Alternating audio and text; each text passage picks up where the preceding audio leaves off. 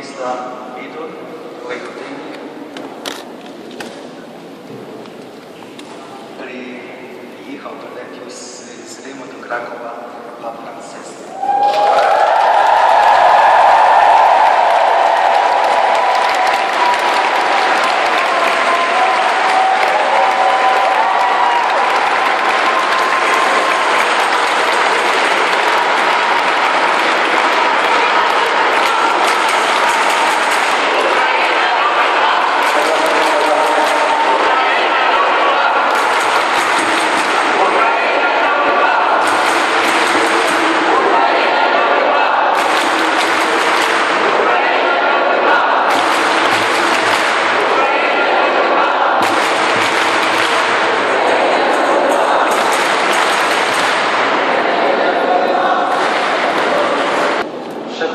Дуже важливе оголошення.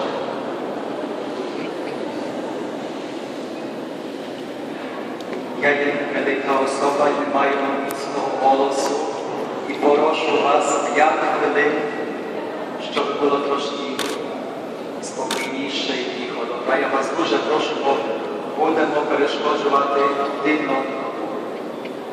5 хвилин будьте терпливі. Дуже вас прошу. Мої дорогі, люба молоде, блаженні милосердні, бо вони зазнають милосердя. Ці прості слова Євангелії від Марка згромадили